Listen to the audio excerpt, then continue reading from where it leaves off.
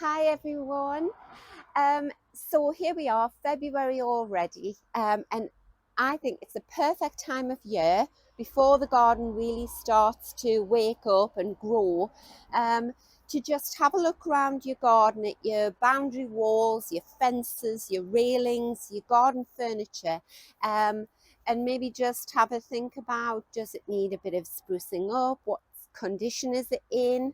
Um, and then you can think about paint colors, and go shopping and get your painting ready to start when the weather warms up a bit. But in today's video I really want to talk about boundary walls, your fences and your walls, and what a difference a coat of paint can make to the overall look of your garden. So if you're lucky enough to have a huge garden, say, then maybe you don't even notice your boundary walls when you look at your garden.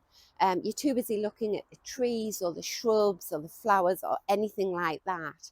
But for those of us with much smaller gardens, then I think that the boundary walls are so much more important. It's so much more important to have them the colour that you like, and to keep them in good condition, because they're really the sort of backdrop to all of your plants, and they're just so much more obvious. The smaller the garden, the more obvious the boundary walls become. So for a lot of us, the boundary walls are imposed upon us. So we buy the house and it may already have a big fence around your garden, or a wall. The garage might already be there built. And if you're very lucky, you might love those. You might have a beautiful brick wall, or you might have a stone wall. I'm not suggesting for a minute that you get your paintbrush out and give that a coat of paint, because they have a beauty in themselves. But what do you do if you have boundary walls that you don't love, that you may not even like? You can completely change the look of your garden just by changing the colour of your fence or your wall or your railings. So I will show you all my boundary walls in a moment, my hedges, my railings, things like that, and what I plan to do with them. But I'm going to start off by taking you through into two very small areas of my garden to show you exactly what I'm talking about. And what I plan to do is I'm going to intersperse today's video with some old pictures and some old footage of these areas, some before and after pictures, so you can see the difference that the colour of the paint makes to the garden space that I'm going to show you.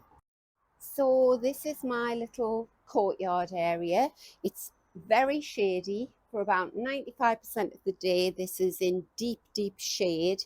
This wall here on the left gets sunlight for about, say, 2 hours during the day. And when we moved into the house 16 years ago, that brick there was bright red. It was actually quite like my jumper.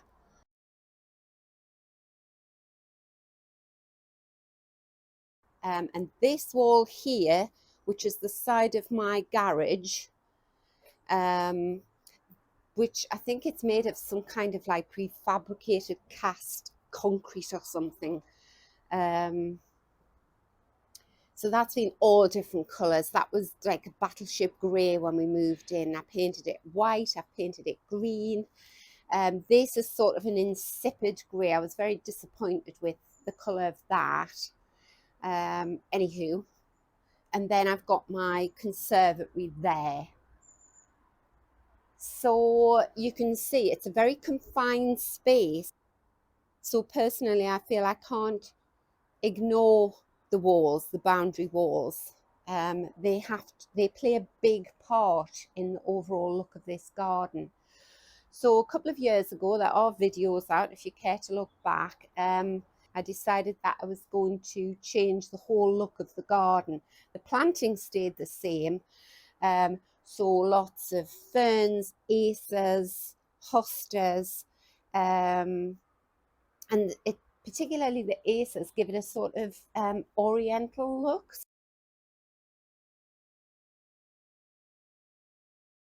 So I thought, right, I'm going to paint it black, and it was one of the best decisions I ever made.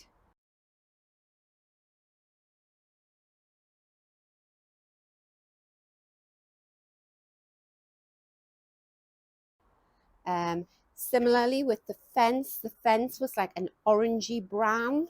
It didn't really go with anything. So I painted that black. That took a lot of painting to get rid of the redness out of the fence.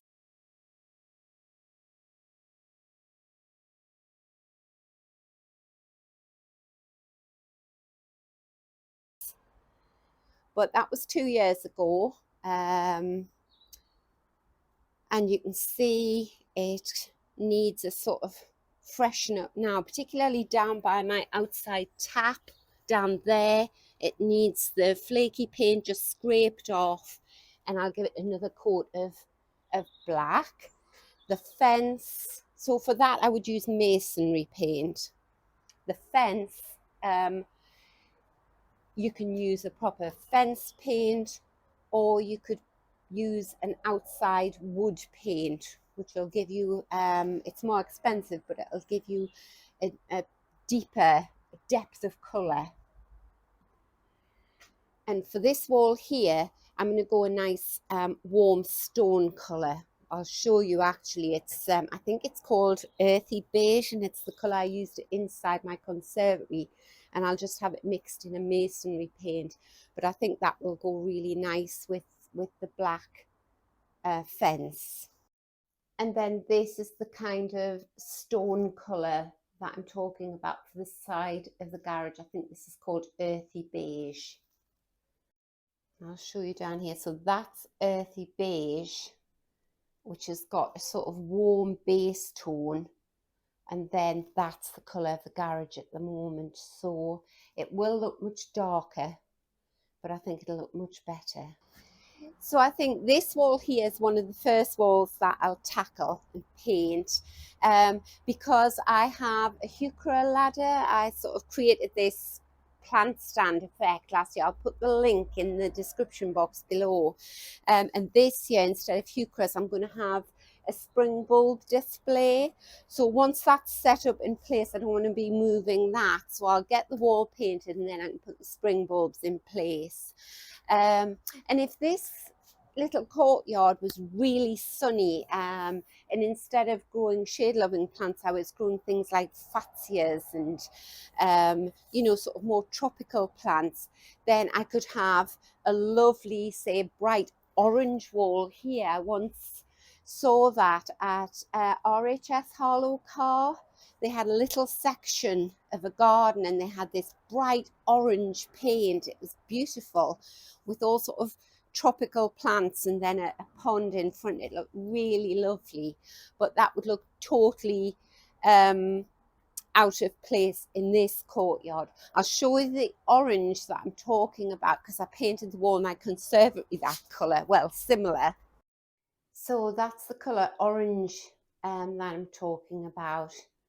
And you can imagine that on a bright sunny day in your garden, it would look lovely. So now I'll take you through into this other little area, which is my white garden. I just really started developing this last year. So you can see all the fences around here. Again, it's another really small enclosed space. And these fences used to be a nice sort of chocolatey brown. And then I made a mistake one year, and I put a paint on that was really quite orangey.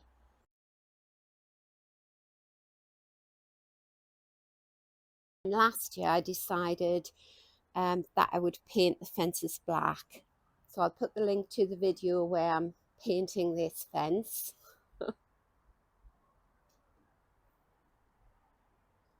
So over there are fields, the farmers' fields in the hills. But this fence here separates my garden from my next door neighbour, and then that fence there separates my garden from the other neighbour. And then here is the back of my garage. And what I used to do was I used to just paint it all the same. So the side and the back were all the same colour. But last year I decided that I would create a white garden here. So I wanted a black background so that all of the new white plants that I plant will sort of show up against the black. So I'll put some pictures up now of what this garden looked like last year with the white plants. So today we are in the white garden. It's a very small garden at the back of my house. It was originally laid out as a sort of cottage garden, all different coloured plants, bordering on overgrown.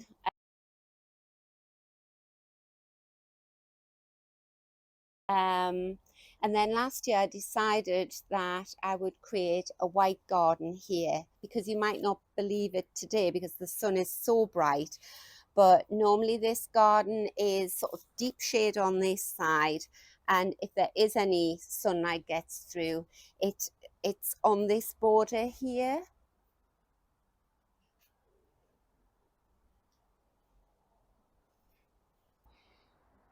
So yes, these are the kind of boundary walls that I'm talking about. They're here to stay. There's nothing I can do about them other than change the look. Now, if this wall here had been a beautiful stone, I wouldn't be painting that at all. And similarly, if the garage had been, you know, a nicely laid red brick, I probably wouldn't be painting that either. And then you can see this part of the fence here, everywhere where the water's sort of puddled, it goes sort of green and discoloured. So I think that looked really smart with a lick of paint. And then out here, so this fence here and this gate where I hung my Christmas wreath, which blew in the wind and has scraped all the paint off. So you've got to imagine the gate and the fence with a nice lick of paint. That looked really smart.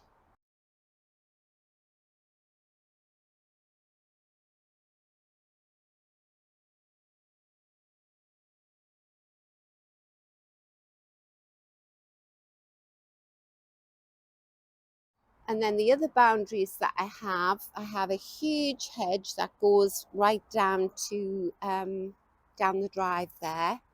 And then at the front of the house, I have another large hedge that goes all the way down and divides the front garden, my front garden, from my neighbour's front garden.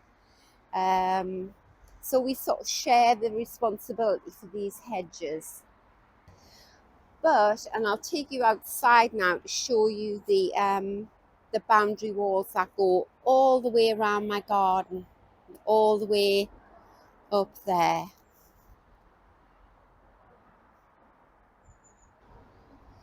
So I very much have a love-hate relationship with these boundary walls. So I love this brickwork. Oh, it's lovely and warm off the sun. And I love the railings. And I like the hedge as well. But the two together, the hedge and the railings, are a nightmare to look after. Because what happens is the hedge goes through the railings, you can't get the electric strimmer through, so you have to cut it all by hand. So that goes all the way down to my gate there. And these railings in the wall were here when we bought the house years ago. And then I have big gates here made of metal, which need painting this year. So one thing I am going to change here is during COVID in 2020, I started to paint out all the gold. All these scrolly bits were gold, and these bits at the top were gold. So I started painting them out, and I painted them black, and I much prefer them black. So that's what they looked like. And then you can see I've painted the tips out black. This is a real pain to paint in here, so I'm going to use a spray paint this year. And you can see there's one there that I've forgotten. So it's a case of I have to climb up on this wall and paint them all. So I think if I paint all these gold bits out, it'll be a nice change. And because it's hard standing here, I'm not trampling on any borders or anything, so I can basically do that whenever I want throughout the year. So if that shabby looking fence is getting on your nerves, then please do give it a go and paint the fence. What's the worst that can happen? You know, you get the paint on and you don't like the colour, you just paint it again. It's not permanent. It's great fun. It's a really positive thing to do. Don't let anybody tell you it's difficult, because it's not. It's very easy. The garage wall there, about 6 years ago, I had my little 4-year-old grandson helping me paint that. You might be messy, but it's not difficult. If it's a nice enough day and it's warm enough, just, you know, to get your earbuds in and listen to a podcast or something, or some music, and paint away to your heart's content. And it's very satisfying because you're changing the whole look sometimes of your garden, as I did when I painted this black. If you've never painted before and you're a bit nervous, I would say start small, maybe on a I don't know, a little garden chair or a garden table, something like that. See if you like painting first of all. And one invaluable tip I can give you is do invest in tester pots, because they're not a waste of money. They're so important, because the colour you think you might like in the shop will, I can guarantee, look completely different when you put it on your wall in the garden. So maybe do get 1 or 2 tester pots, bring them home, decide which one you like, and then invest in the big tin of paint. So 2 things to remember: buy the right paint and follow the instructions on the tin, which more than likely will say do not paint if the temperature is less than 10 degrees Celsius or centigrade. So until next time, happy painting.